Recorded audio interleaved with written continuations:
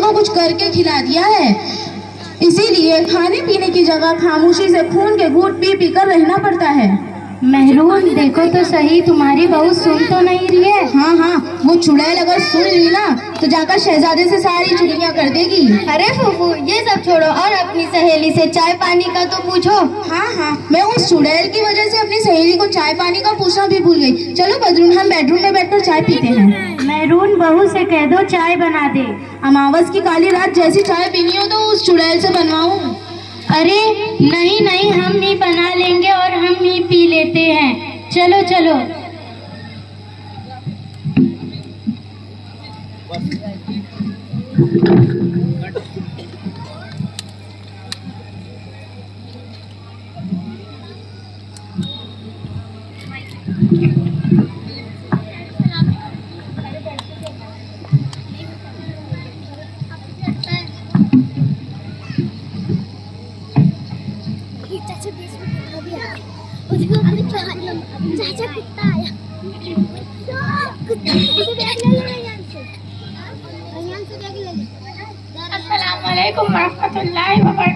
वालेकुम अस्सलाम व रहमतुल्लाहि व बरकातुहू। आइए बहन बैठिए।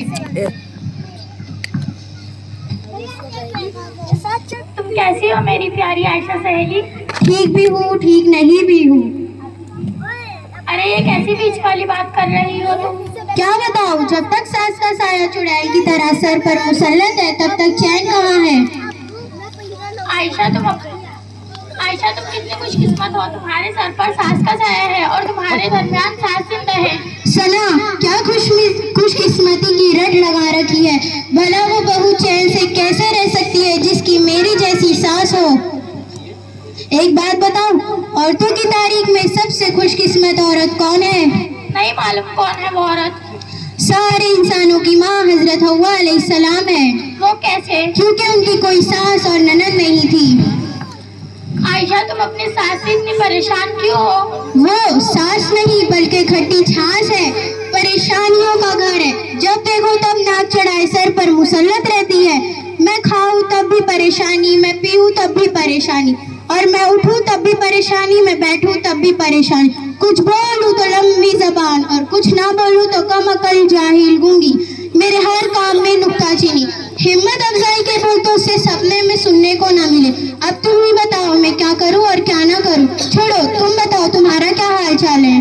क्या बताऊं, मुझे तो जरा भी चैन नहीं। मेरी एक तलाकशुदा ननद है, उसने दिन और रात सर पका रखा है। मैं तो एक काम वाली भाई बन गई हूँ, बल्कि उससे भी बुरी जिंदगी बन गई है मेरी। उसकी भी खिदमत करो और उसके बच्चों की भी। और नखरे, बाप रे बाप, ये अच्छा नहीं वो अच्छा नहीं, हर वक्त ताने सुनने मिलता है। डबल डबल खाना बनाना पड़ता है। और ये लोग ऐसे भूखा है कि मैंने अपनी जिंदगी में ऐसे भूखे और बेसब्रे लोग नहीं देखे। अभी खाना बनाओ तो सारा का सारा खाना नंद और उसके बच्चे चटाचट कर जाते हैं। मेरे लिए कुछ भी नहीं छोड़ते। मेरे खाने के लिए दोबारा खाना बनाना पड़ता है, या बचा कुछ आई मेरे हिस्से में आ जाता है। बस मैं तो दुआ कर रही हूँ कि ये मुसीबत मेरे सर से जल्दी टल जाए। आयशा ये कौन है, मैं तो पूछना ही भूल गई। ये फरहीन बहन है, गांव से आई है 2-4 दिन के लिए। दीन के बारे में बहुत अच्छी मालूमात रखती हैं और पढ़ी लिखी भी हैं। अरे फरहीन, तुम अभी भी आयशा के साथ बैठी हो? आइए सासू माँ बैठिए।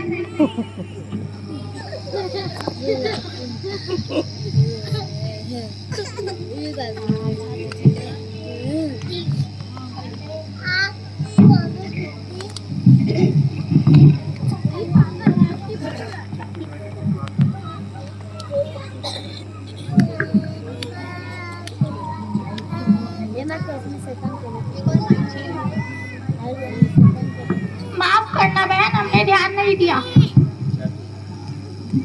कोई बात नहीं, आज पूरे दिन से इस घर में हूँ और देख रही हूँ कि तुम्हारी जबानों में कैसी भयानक बीमारियां लगी हुई हैं। अल्लाह खैर करे, ये क्या बोल रही हो तुम? क्या कैंसर हुआ है? नहीं नहीं, कैंसर से भी ज्यादा मौलिक बीमारियां हैं आप लोगों में, और ये बीमारियां जिस्मानी नहीं बल्कि रूहानी हैं। क्या तुम डॉक्टर हो? कुछ यही समझो, मैं रूहानी डॉक्टर हूँ। ये रूहानी डॉक्टर क्या होता है और ये रूहानी बीमारियां क्या होती हैं? रूहानी डॉक्टर उस बंदे को कहते हैं जो बंदा अल्लाह पाक और नबी पाक सल्लल्लाहु अलैहि वसल्लम के तरीकों पर 100% अमल करे वो रूहानी डॉक्टर कहलाता है। और रूहानी बीमारियां ये हैं, मसलन झूठ बोलना, गीबत करना, बहतान लगाना, शिकवे शिकायत करना, हसद करना, चुगली करना वगैरह। इसी तरह कुरान और हदीस में जिन जिन गुनाहों का जिक्र किया गया है वो सब रूहानी बीमारियां हैं। हमें तो आज तक मालूम ही नहीं था कि रूहानी बीमारियां भी होती है। हमारी जबानों पर दूसरों की गीबत, दूसरों की चुगली, ये सब बहुत ज्यादा हो रही है और जबान के गुनाह तो हम कसरत से ही कर रहे हैं। अल्लाह ही माफ फरमाए। और हम औरतों को एक बहुत बुरी बीमारी लग गई है कि जहाँ 2-4 औरतें जमा हो गई तो दूसरों की गीबत, दूसरों की चुगली, ये सब हमारी तबीयत का हिस्सा बन गया है। महज वक्त गुजारी और दिल की भड़ास निकालने के लिए दूसरों की गीबत, दूसरों की चुगली करना शुरू कर देते हैं और इसके नुकसान का बिल्कुल अंदाजा नहीं है। सुबह मेहरून फूफू और बदरून आपा की बातों पर गौर किया और अब तुम्हारी बातों पर गौर कर रही थी कि ये सारी की सारी गुफ्तगू गीबत है। ये गीबत कैसे हुई? हमने तो जो हकीकत था वही कहा, कुछ गलत तो नहीं कहा। हाँ मेरी बहनों सुनो तो सही, गीबत इसी को कहते हैं कि अगर किसी के पीठ पीछे ऐसी बात कहना कि अगर वो बात उसके सामने कही जाए तो उसे बुरी लगे, इसी को गीबत कहते हैं। और अगर कही हुई बात इसमें ना हो तो बहतान है। दोनों ही सूरतों में गुनाह लाजिम है और ये दोनों गुनाह, गीबत और बहतान, बहुत बड़े गुनाह हैं। कुरान मजीद में गीबत के बारे में कहा गया है, अऊज़ु बिल्लाहि मिनश शैतानिर रजीम, बिस्मिल्लाहिर रहमानिर रहीम, वैलुल लिकुल्लि हुमज़तिल लुमज़ा।